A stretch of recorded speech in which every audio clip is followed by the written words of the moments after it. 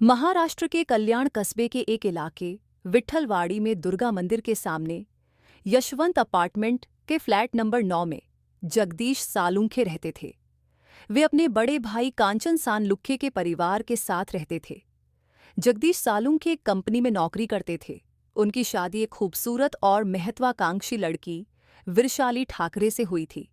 परिवार के साथ रहने के बाद जगदीश ने अपने भाई का घर छोड़ दिया और वही सोसाइटी में किराए का एक प्लॉट लेकर पत्नी वृषाली के साथ रहना आरंभ किया। हालांकि 6 मार्च 2019 को रात के लगभग 11 बजे वृषाली ने उसी समाज में रहने वाले जगदीश सालुंखे के मामा नंदलाल को वहां रहने वाले जगदीश सालुंखे को फोन किया।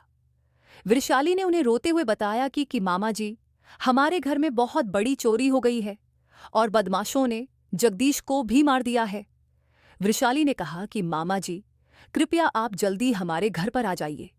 ये सारी बातें बताते हुए वह बहुत घबराई हुई लग रही थी। इसके बाद जगदीश की मौत के बारे में सुनकर नंदलाल के होश उड़ गए, लेकिन फिर भी नंदलाल ने वृषाली को धीरज बंधाते हुए कहा कि वे तुरंत उसके घर पहुंच रहे हैं, क्योंकि नंदलाल के घर के पास ही उसका बड़ा भांजा जगदीश का बड़ा भाई कांचन सालुंखे भी रहता था। इसलिए नंदलाल ने जगदीश की हत्या की जानकारी कांचन सालुंखे को भी दी। अपने भाई की मौत की खबर सुनकर वह भी अपने मामा के साथ तुरंत घटनास्थल पहुंच गया और फिर देखते ही देखते यह खबर जंगल की आग की तरह पूरे इलाके में फैल गई। आसपास के लोगों के साथ साथ जगदीश सालुंखे की जान पहचान वालों और रिश्तेदारों की भीड़ जम गई। और जब उन लोगों की नज़र घर के अंदर गई तो उन्होंने देखा कि जगदीश सालुंखे बेड पर पड़ रहा था। साथ ही घर का सारा सामान इधर उधर बिखरा हुआ था और जगदीश सालुंखे की पत्नी विरशाली उसके शरीर से लिपटकर बुरी तरह रो रही थी। जगदीश सालुंखे के घर पहुंचने के बाद उसके भाई कांचन सालुंखे और जगदीश को दूसरे हॉस्पिटल ले गए, लेकिन वहां भी उन्हें निराशा ही हाथ लगी, क्योंकि वहां के डॉक्टरों ने भी जगदीश की स्थिति को देखकर रुक्मणीबाई हॉस्पिटल रेफर कर दिया। इसके बाद वे लोग रुक्मणीबाई हॉस्पिटल पहुंचे, लेकिन वहां के डॉक्टरों ने जगदीश को देखते ही मृत घोषित कर दिया। साथ ही हॉस्पिटल की ओर से इस मामले की जानकारी स्थानीय पुलिस थाने के साथ पुलिस कंट्रोल रूम को भी दी गई। सूचना मिलते ही कोलसेवाड़ी थाने में मौजूद एएसआई पुलिस टीम के साथ जिला हॉस्पिटल पहुंचे। साथ ही इस घटना की जानकारी उन्होंने सीनियर अधिकारियों को भी दी थी। इसके बाद हॉस्पिटल पहुंचकर वे मृतक के परिवार वालों से पूछताछ कर रहे थे कि अचानक पुलिस अधिकारियों की नज़र जगदीश पर पड़ी कि शव पर पड़ी। पुलिस सीधे घटनास्थल पर यानी जगदीश के घर पहुंची। घटनास्थल की बारीकी से जांच करने के बाद पुलिस वापस थाने लौट गई। थाने लौटने के बाद जब पुलिस ने इस मामले पर गंभीरता से सोच विचार किया तो उन्हें चोरी और जगदीश सालुंखे की हत्या की कड़ियों में कई उतार चढ़ाव नजर आए। यानी यह मामला वैसा तो बिल्कुल भी नहीं था जैसा कि बताया जा रहा था, और इसलिए मामले की तह तक जाने के लिए जगदीश सालुंखे की पत्नी वृषाली का बयान जरूरी था। लेकिन उस घटना का सच सामने लाने के लिए कठिनाइयों का सामना करना पड़ा। समय वृषाली बयान देने की पोजीशन में नहीं थी, इसलिए सीनियर पीआई शाहू राजे ने पूछताछ करने के लिए वृषाली को दूसरे दिन थाने में बुलाया और मामले की जांच पीआई मधुकर और सुनीता राजपूत को सौंप दी। वृषाली ने अपने बयान में बताया कि घर में पकाने के लिए सब्जी नहीं थी। उसने पति जगदीश सालुंखे को फोन पर इस बात की जानकारी दी, लेकिन वह काम से लौटते समय सब्जी लाना भूल गई और खाली हाथ ही घर पहुंची। इसके कारण वृषाली खुद बाजार चली गई, लेकिन बाजार से लौटकर जब वह अपने घर आई तो उसने घर की हालत को देखकर उसके होश उड़ गए, और जब वह दौड़कर अपने पति जगदीश के पास पहुंची तो वे बेहोश पड़े थे। इन सभी घटनाओं को देखकर वृषाली बहुत डर गई। उसकी शादी के सारे गहने भी चोरी कर लिए गए थे। जब उसको समझ में कुछ नहीं आया तो उसने पति के मामा नंदलाल सौदाने को फोन पर सारी जानकारी दे दी। जगदीश और वृषाली की शादी को अब तक 3 महीने भी नहीं हुए थे कि अचानक जगदीश की मौत हो गई थी। इसके बाद पुलिस ने वृषाली सालुंखे के बयान के आधार पर अज्ञात लोगों के खिलाफ हत्या के मामले में तहकीकात शुरू कर दी। लेकिन जब जगदीश की पोस्टमार्टम रिपोर्ट आई तो देखकर पुलिस ने सीधे वृषाली के खिलाफ साधारण अपराध के मामले में कार्रवाई शुरू की। लेकिन जब जगदीश की पोस्टमार्टम रिपोर्ट आई तो उसे देखकर पुलिस का शक सीधा वृषाली पर चला गया। यानी अब सीधे सीधे वृषाली ही पुलिस के रडार पर आ गई थी। इसके बाद पुलिस ने पत्नी पर शक होने की वजह से जगदीश सालुंखे के परिवार वालों से भी पूछताछ की। जगदीश के परिवार वालों ने उसकी मौत को एक बहुत गहरी साजिश बताया। परिवार वालों के बयान के अनुसार वृषाली और जगदीश की शादी तो हो गई थी, लेकिन वृषाली अपनी शादी से खुश नहीं थी, क्योंकि वो शादी से पहले 2 बार जगदीश सालुंखे के साथ शादी करने से मना कर चुकी थी। वृषाली को यह शादी अपने घरवालों के भारी दबाव के कारण करनी पड़ी थी। इसके बाद पुलिस टीम ने जब इन सब बातों की सच्चाई जानने के लिए वृषाली से फिर से पूछताछ की तो पहले तो उसने पुलिस को घुमाने की बहुत कोशिश की, लेकिन फिर वृषाली पुलिस के सवालों के घेरे में कुछ इस तरह फंसी कि आखिरकार उसने अपना जुर्म स्वीकार कर लिया। लेकिन अब सवाल ये है कि आखिर वृषाली ने अपने पति जगदीश का इतनी बेरहमी से कत्ल क्यों किया था। दोस्तों, अब यहां से इस घटना को जरा ध्यान से सुनिए, और खासकर लड़कों को तो जरूर सुनना चाहिए, ताकि फिर से कोई वृषाली बनकर किसी जगदीश की जिंदगी ना छीन ले। दरअसल 23 वर्षीय जगदीश एक सुंदर लड़का था। वो मूल रूप से जनपद जलगांव के तालुका रावेर का रहने वाला था। जगदीश सालुंखे उस समय पढ़ाई कर रहा था। गोकुल सालुंखे अपनी काश्तकारी और दुकान से अपना परिवार चला रहे थे।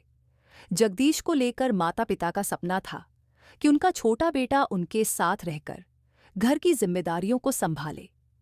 लेकिन ऐसा हुआ नहीं, क्योंकि पढ़ाई पूरी करने के बाद जगदीश का मन गांव में नहीं लगता था। इसलिए उसने भी शहर जाकर रहने की जिद पकड़ ली। शहर आकर वो अपने बड़े भाई कांचन सालुंखे और भाभी के साथ रहने लगा। फिर जल्दी ही उसे अंबरनाथ स्थित एक फार्मास्यूटिकल कंपनी में नौकरी मिल गई। जगदीश जब नौकरी करने लगा तो परिवार वाले उसकी शादी के बारे में सोचने लगे। जगदीश के पिता गोकुल सालुंखे ने जब बेटे की शादी की बात अपने रिश्तेदार सतीश ठाकरे और मां ही थी, क्योंकि घर की पूरी जिम्मेदारी वृषाली के भाई सतीश ठाकरे के कंधों पर थी, इसलिए उसने अभी तक शादी नहीं की थी। उसकी बहन वृषाली जितनी सुंदर थी, वो उतनी ही चंचल और हंसमुख भी थी। इसलिए जगदीश को वो पहली नज़र में पसंद आ गई। वृषाली के घर वालों को भी ये रिश्ता बहुत पसंद आया। साथ ही उनकी पुरानी पारिवारिक रिश्तेदारी भी निकल आई। इसलिए ठाकरे परिवार वृषाली की शादी जल्द से जल्द कर देना, जगदीश सालुंखे और वृषाली के एक दूसरे को देखने और पसंद करने के बाद दोनों परिवार और उनके रिश्तेदारों ने मिलकर वृषाली और जगदीश सालुंखे की सगाई कर दी।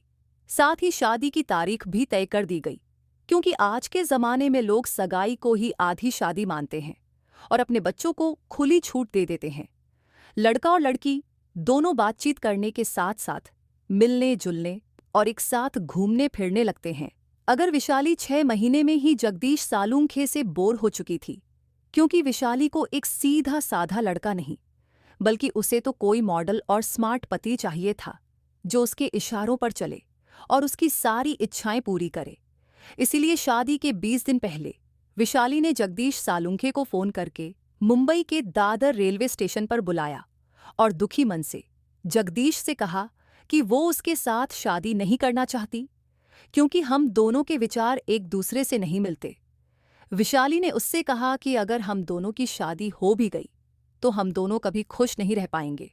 इससे तो अच्छा है कि तुम इस शादी से इनकार कर दो।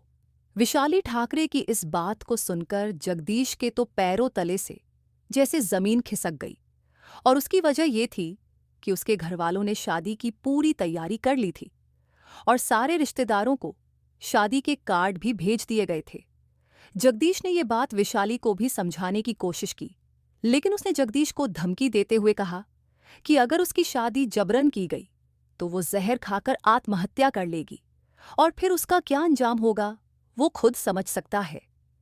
विशाली की इस धमकी से जगदीश बुरी तरह डर गया। उसने विशाली की सारी बातें अपने परिवार वालों को बता दी। इसके बाद जब इन सब बातों की खबर विशाली के घर वालों को लगी तो वो लोग भी सकते में आ गए। उन्होंने विशाली को आड़े या अपने परिवार के दबाव में आकर विशाली ने अपनी गलती मान ली और जगदीश से शादी करने के लिए तैयार हो गई। इसके बाद वो लोग शादी की तैयारी में जुड़ गए।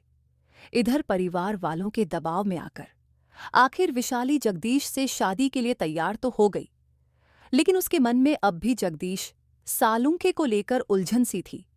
जगदीश सालुंखे को फिर से वही पुरानी बातें दोहराते हुए कहा कि वो इतनी जल्दी शादी नहीं करना चाहती, क्योंकि उसे ब्यूटिशियन का कोर्स करना है। कोर्स करके पहले वो अपना कैरियर बनाएगी और उसके बाद शादी के बारे में सोचेगी। उसने जगदीश से कहा कि तब तक के लिए तुम शादी की तारीख को आगे बढ़वा दो। उसने कहा कि जब मेरा कैरियर बन जाएगा तो फिर शादी तो हम कभी भी कर सकते हैं। इधर जगदीश वृषाली की बातें सुनकर गुस्से से भड़क गया। इस बार जगदीश सालुंखे ने वृषाली को समझाने की कोशिश नहीं की, बल्कि उसने सख्त लहजे में कहा कि ये बात तुम खुद अपने परिवार वालों से क्यों नहीं कहती। इतना कहकर जगदीश गुस्से में वहां से उठकर चला गया। जगदीश सालुंखे के इस खैये से वृषाली भी गुस्से में आ गई।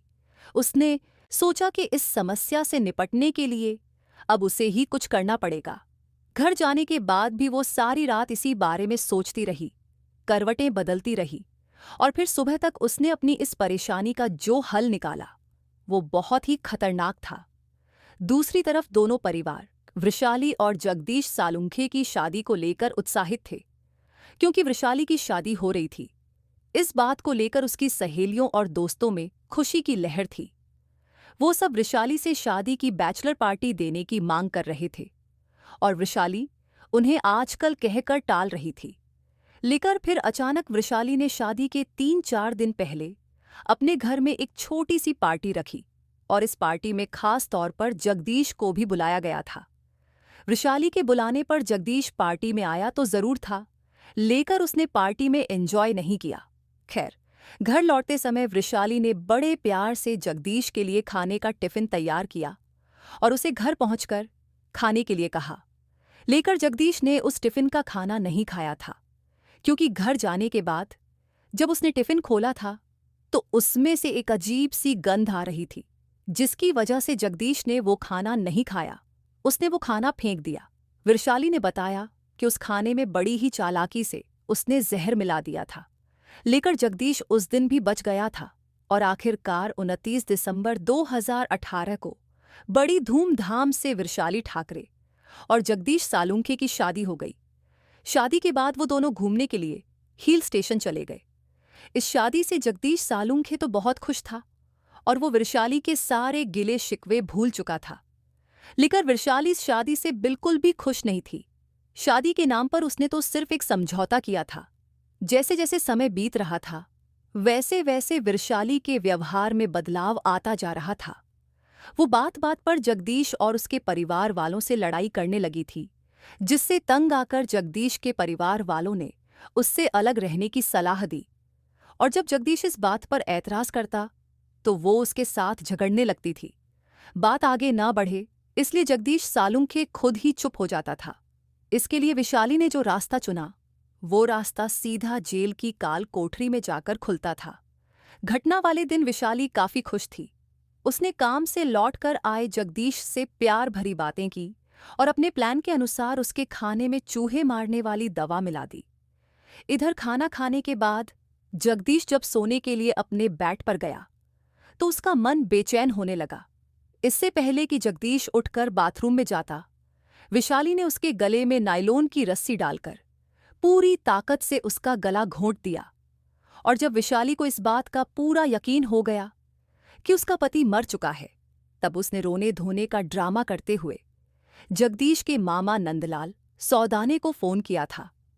विशाली ने परिवार वालों और पुलिस को गुमराह करने की बहुत कोशिश की, लेकिन वो सफल नहीं हो पाई। शादी के बंधन से आज़ादी पाने के चक्कर में विशाली अब एक ऐसी खाई में जा गिरी जहां से निकलना अब उसके लिए मुमकिन नहीं है।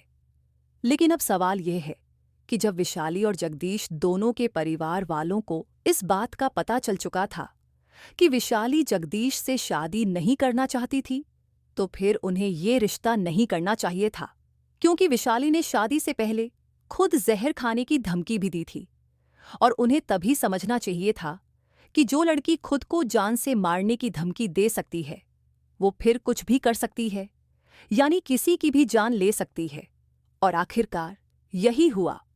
विशाली का मामला दर्ज करके उसे कोर्ट में पेश किया, जहां से उसे जेल भेज दिया गया। दोस्तों, इस घटना को सुनाने का उद्देश्य किसी का दिल दुखाना नहीं है, किसी को परेशान करना नहीं, बल्कि आपको जागरूक करना है, आपको सचेत करना है। दोस्तों, इस पूरी घटना के बारे में आपकी क्या राय है, कमेंट बॉक्स में ज़रूर बताएं। और अगर हमारी मेहनत पसंद आई हो तो इस वीडियो को लाइक करते हुए शेयर भी करें। अगर आपने अब तक चैनल को सब्सक्राइब नहीं किया है तो हमारे चैनल को